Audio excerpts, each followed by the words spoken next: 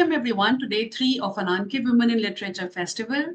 I'm Namrata, the festival coordinator, and we have Sabin Muzaffar with us, the festival director. Together, we would like to welcome you to celebrate inclusion and diversity through the Voices of Global South in our 4th edition.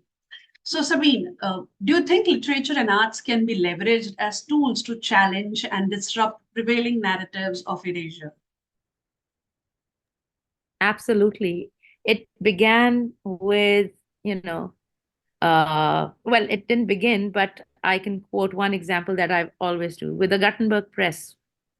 So, literature and language and the way we communicate, I think is really important. And it's a form of, it's a tool of subversion. So, absolutely. What I feel, I completely agree with you there because, literature and arts have the transformative power to challenge and disrupt prevailing narratives of erasure.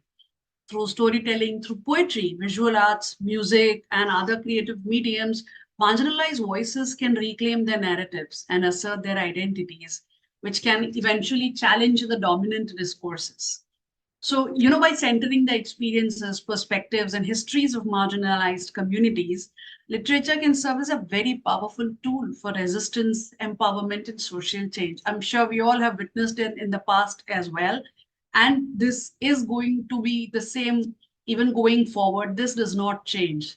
So they can, highlight untold stories, amplify voices, and also foster empathy, understanding, and solidarity across diverse communities.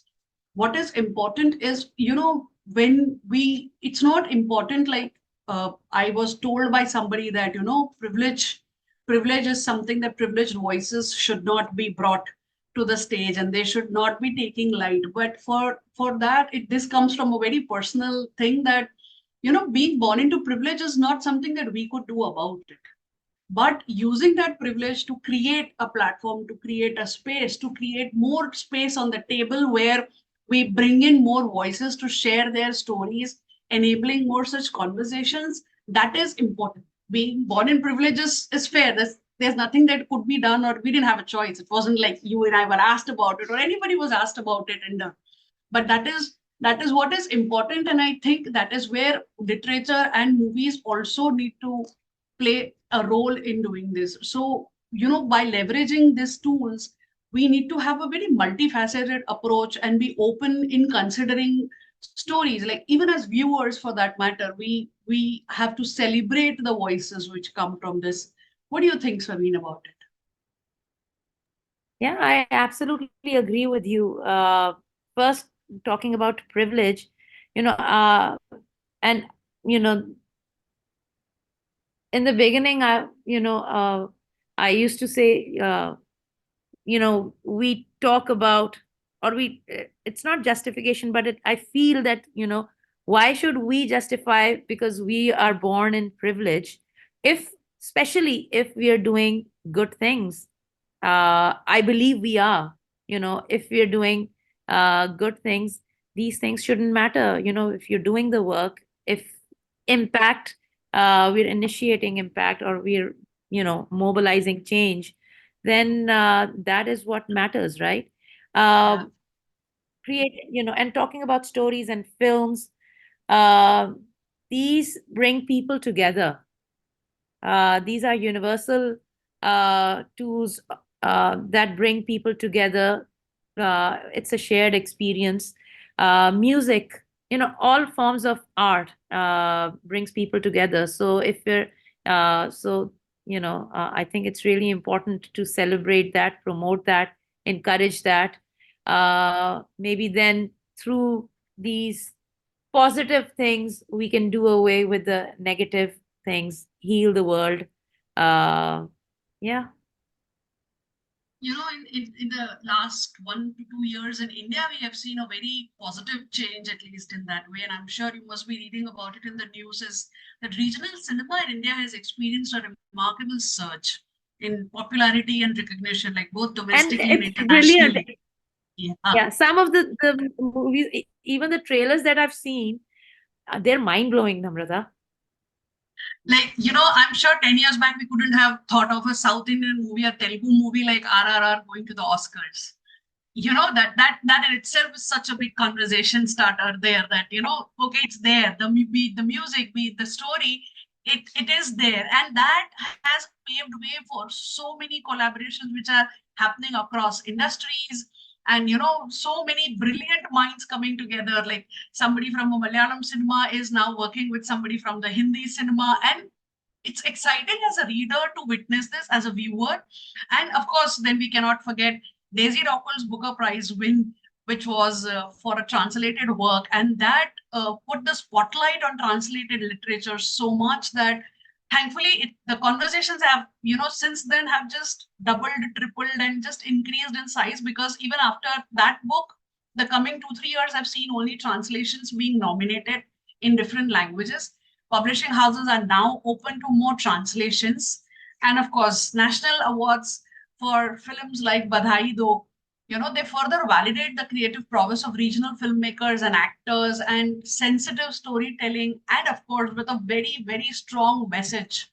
These are the kind of movies or books or works that, that should be encouraged and that should be promoted more, because this is where the actual conversation happens. This puts things into a very, center stage kind of a thing, where people understand that it's just not one film industry or one language movie, that it's coming from a particular country. We all are made up of so many languages and so many experiences to celebrate that. Yeah, very true. And coming to your point about the Booker Prize, how I want to see, which Arpita also talks about, graphic novels. They need, Yes. it's high time that we see the importance of the graphic novel, because times are changing, and we read not just with the book in our hand. We read through Kindle as well, right?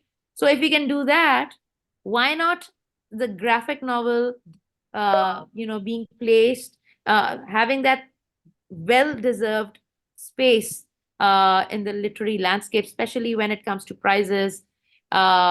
It's a form of literature. Yeah. Why do we have to be, so conservative about it? Not traditionalist, but conservative about it. So yeah.